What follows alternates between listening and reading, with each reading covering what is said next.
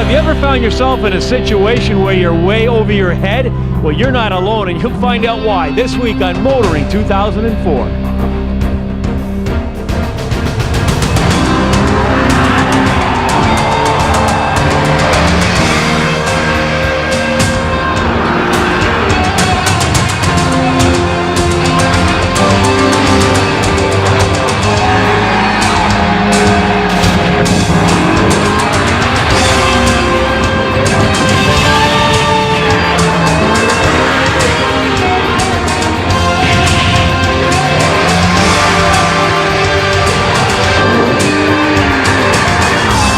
TSN's Motoring 2004 is brought to you by Quaker State Motor Oil. Oils fine-tuned for different engines. And Midas, Total Car Care. We do that. You know, no matter where you live in this country, there's usually a local chamber of commerce or tourist organization whose job it is to tell visitors about local events and things to do in that particular area. Well, this week, we're in the heart of tobacco country, southwestern Ontario, just outside of Tillsonburg. And you know, I checked the local tourist brochure, and there's plenty to do here all year long, but I did notice one glaring omission, and it could be this country's best kept secret. And they call it the Gopher Dunes Mud Bog.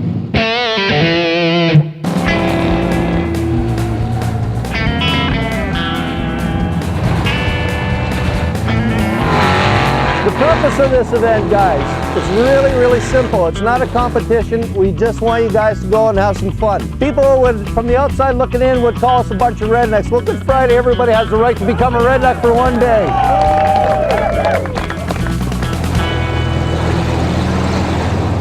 Spring is mud, basically. The snow's gone and we got mud all over the place, so it's an easy way to organize an event. This is the light.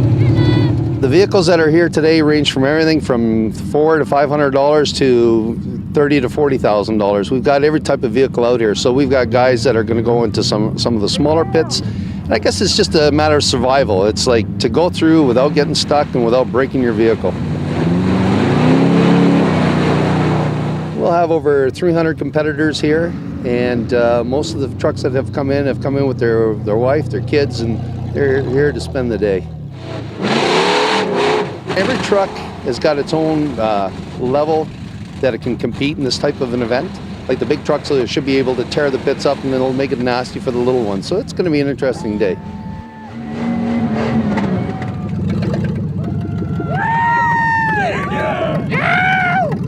I'm Colin McNichol and just built this for the fun of it, and we're gonna go play some mud. What is it? It's a GMC Jimmy in the bottom, and it's a Chevette scooter on the top. What's the thing up there? Snorkel, so it doesn't suck in water and mud. You got passengers with you. You guys know what you're doing back there? Oh yeah, hold on. You think so? Yeah. You're not worried? No way.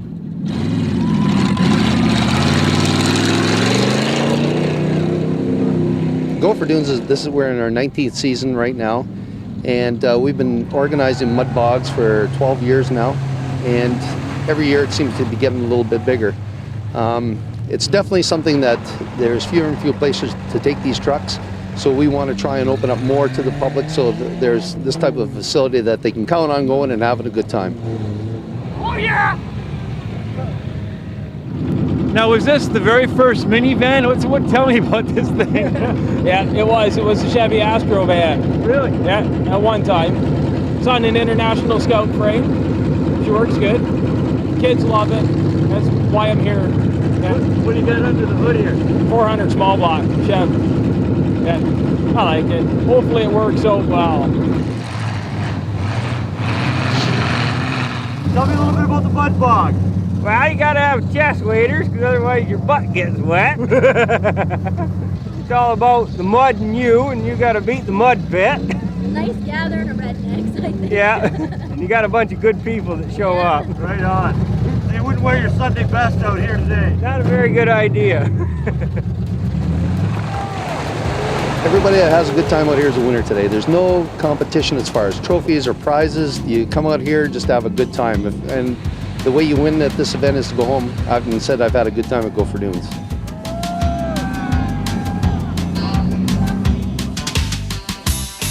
You can have your box in any color you like. as long as it's black. More later on Kenzie's Corner.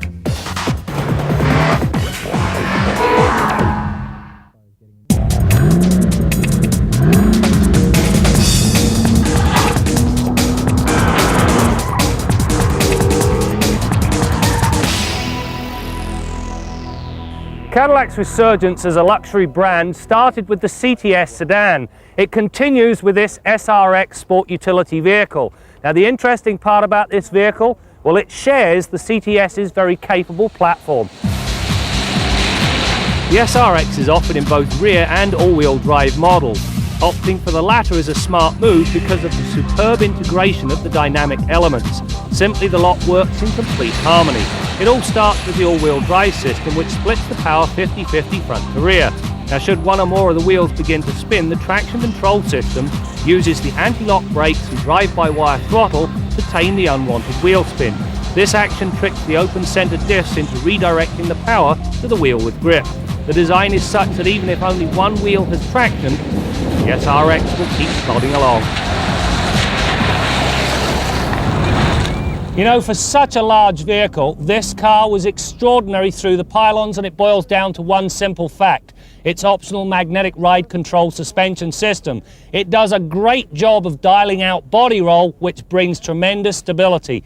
The system works very well on the Corvette. It works exceptionally well on the SRX. In short, if you're in the market for an SRX, buy the magnetic ride control system. It is expensive, but you know what? It's worth every single penny.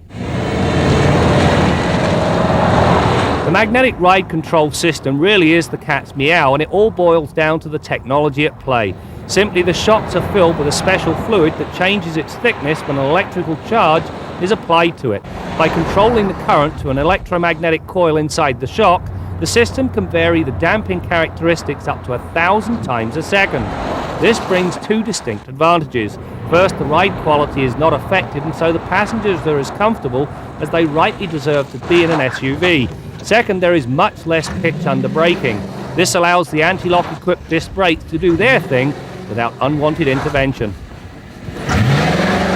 You know, when you get around to the back of the SRX, it's again some good and bad. To begin with, this rear glass should open independently of the tailgate, which will allow you to drop small stuff in without having to open the whole thing. When you do open it, you'll find plenty of space with the seats up and 69.5 cubic feet with them folded flat. You also get plenty of tie-down hooks to secure your cargo and a privacy cover to keep prying eyes off the goods stored back there. You also get one more thing that's guaranteed to give you revenge on that relative you love to hate, and it's right here.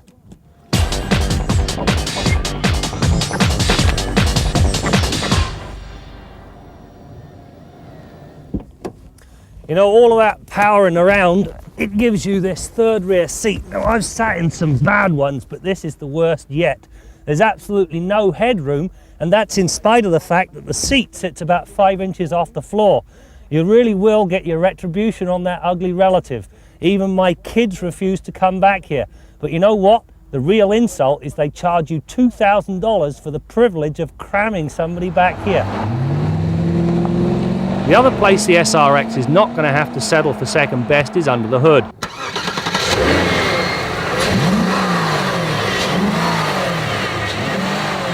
While the base V6 engine is powerful, it is overshadowed by the latest generation of Cadillac's highly respected 4.6-litre North Star V8. The addition of variable cam phasing on both the intake and exhaust cams brings plenty of power. 320 horses and 315 pound-feet of torque at 4,400 RPM to be exact. In short, the engine is more than up to hauling around the 2014 kilogram SRX with alacrity. You know, when you slip behind the wheel of the SRX, you'll find a blend of good and bad. On the good side, there's plenty of power options and all the comfort and convenience you could possibly want. You also get a great set of front seats and power adjustable pedals. Now for the driver, that allows you to set the perfect driving position, which helps to eliminate blind spots. On the bad side, quite frankly, the rest of the interior isn't up to Cadillac standards, never mind those of a $72,000 vehicle. To begin with the exception of some really nice wood on the steering wheel and center console and door pulls, everything else is black and predominantly cheap plastic. Both engines are hooked up to a 5-speed automatic transmission and benefit from a manumatic mode and driver adaptive logic. The latter means the transmission learns the driver's style and then matches the shift to suit. The manual mode also allows the driver to take advantage of engine braking while eliminating an unwanted upshift midway through a fast corner. Elsewhere, the SRX gets an electronic stability control system and a full slate of airbags as well as drop-down side curtains. The irony is the latter do not protect the relatives parked in the third row. You know, dynamically, this new SRX is an absolute honey of a tool. It handles very well, the magnetic ride control suspension being a standout, and the new North Star, well, it's as sweet as a nut. Unfortunately, when you get inside the vehicle, it starts to unravel somewhat. The third row seat, complete and utter waste of time. As for the dash, well, somebody at Cadillac ought to go and have a look inside a Lincoln.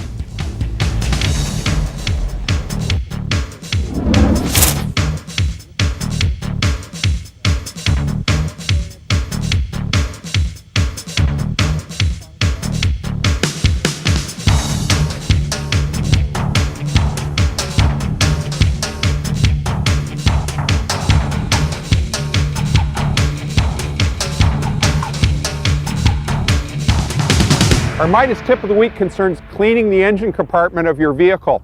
It's very important to keep this area clean, and a lot of people are concerned about it, but you don't want to take the lazy man's route. And the lazy man's route is to go over to the car wash and start blasting away with hot water under high pressure or using harsh chemicals. If your engine's oily and greasy because of an oil leak, take it into the pros and have it professionally degreased.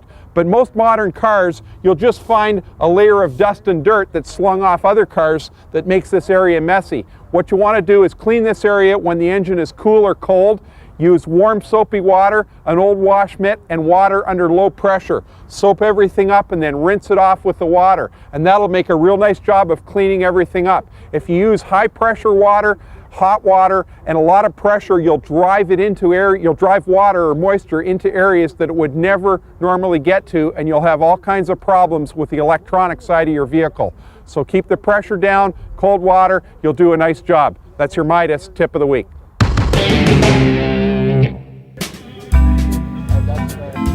We have here a 1950 MG TD. That's a British car made by the Morris Company. 2.5 years work for me, steady on. I came out of bed and had a bite to eat, and then after that we went in the garage and worked away till about 4 or 5 o'clock, and that was it, finished. This is, after all those years, we really did a good job with that as far as that goes. It shows.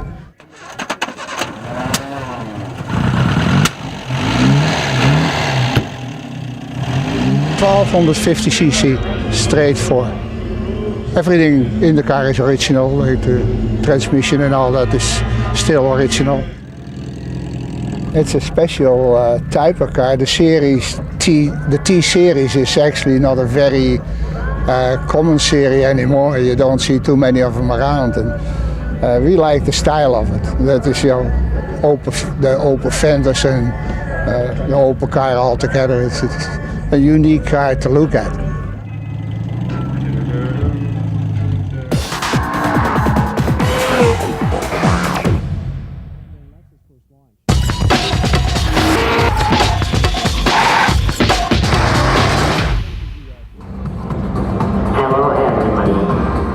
Our robot's name is Asimo, and he is the culmination of over 17 years of practical research and development, really to make a huge advance in mobility.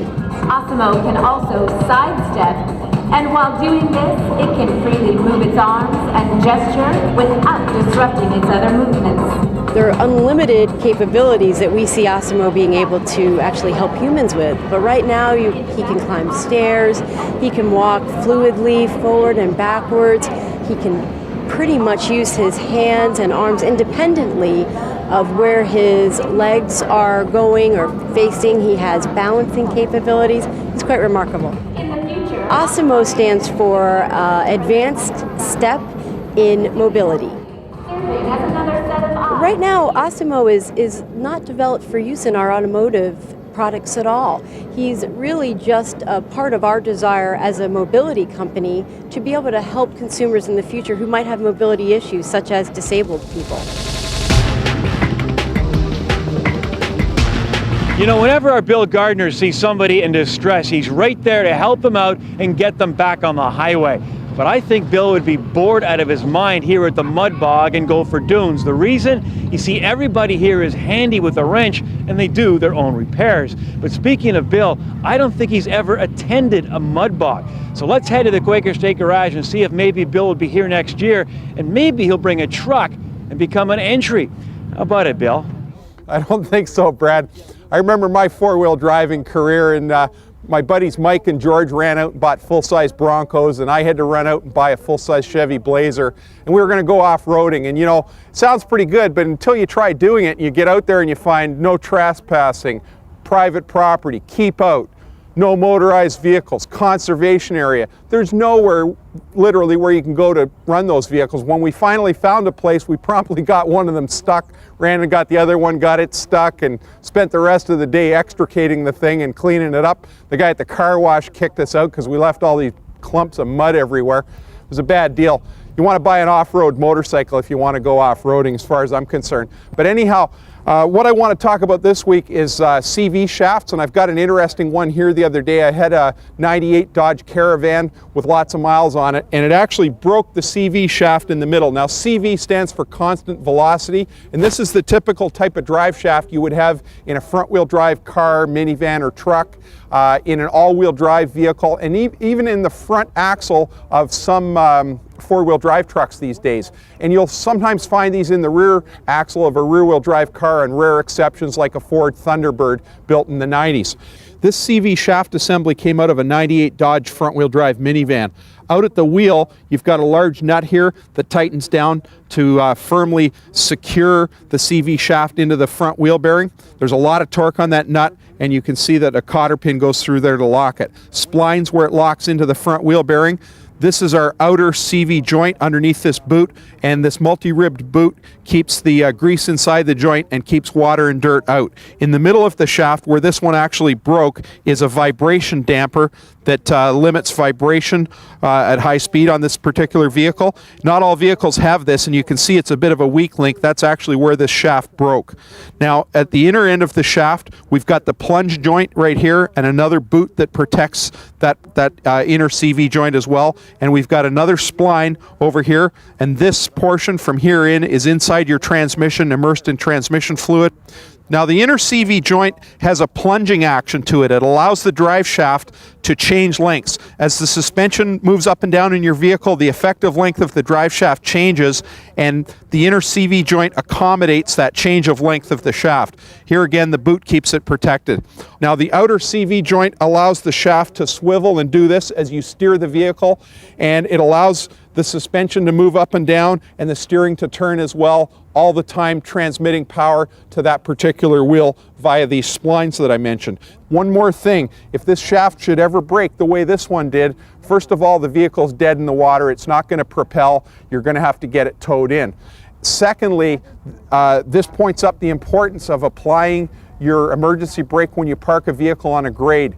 If the vehicle was just in park and this shaft was to break as a result, say, of another vehicle bumping the rear bumper, the vehicle's going to start to roll away. So it's very important that when you're parked on a hill, you turn the wheels into the curb and apply the emergency brake solidly so that if this ever should happen, your vehicle won't roll away. Till next week, I'm Bill Gardner for Motoring 2004.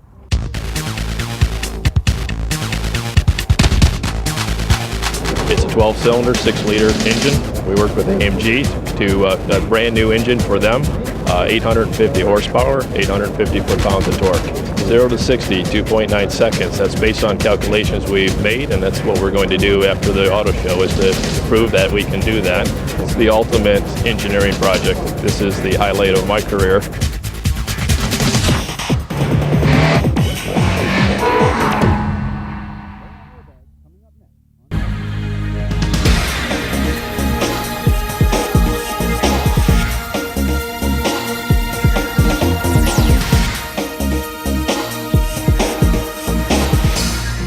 We've made a lot of progress in traffic safety over the last couple of decades, but we still kill almost 3,000 people a year in this country on our roads. Now, some people say that heart disease and cancer kill more people, but car crash victims are more likely to be younger. So in terms of person years lost, traffic safety is one of the most important public safety issues we face. And as far as I'm concerned, any tool that can help reduce that toll is a good idea. Now, one of those tools may be in your car and you might not even know it. It's called a crash data recorder. Yeah, a black box just like the airplanes have. Now, maybe the car company should have been a little more open about letting you know that's in your car, but the fact is these things are extremely valuable. If your car is involved in a crash, traffic safety engineers can look at the data, determine how fast you were going, the severity, the G loads involved in the crash. They can validate the crash safety systems that are in your car now and design better ones for the future. Now, we had an incident recently in Quebec where a young man was involved in a fatal crash. He said he was going, I don't know, 80, 90 kilometers an hour. They looked at the crash data box. Guess what? 140K. Now, the civil rights people are all up in arms. You're violating this gentleman's civil rights by publishing this data. Well, what about the dead guy's civil rights? I'm sorry, buddy. In this man's courtroom, that doesn't wash. Thanks for coming out, but if you've done the crime, you've got to do the time. Get those crash data recorders into every car, and let's save some of those 3,000 lives. I'm Jim Kenzie. You know, normally at car and truck events, you'll find car manufacturers showcasing product and model, but not here at the Mud Bog. This is a sales-free zone. Yes, there may be Mercedes and BMWs in the parking lot, but in here for one day, everybody gets to experience the sheer enjoyment of off-roading. But you know who should be here? Are the car manufacturers' engineers. Because you can bet that when these men and women were designing and building these drivetrains, this is what their dreams were made of. Well, that's it for now. We'll see you next time out as we continue to bring you more stories about cars and the people who drive them. The inspiration for the Nomad was the 1954 Motorama Nomad concept vehicle, which also shared a new sports car platform. In that case, it was the Corvette. In both cases, the concepts challenged the thinking of car-based utilities. TSN's Motoring 2004 has been brought to you by Quaker State Motor Oil, oils fine-tuned for different engines, and Midas, Total Car Care. We do that.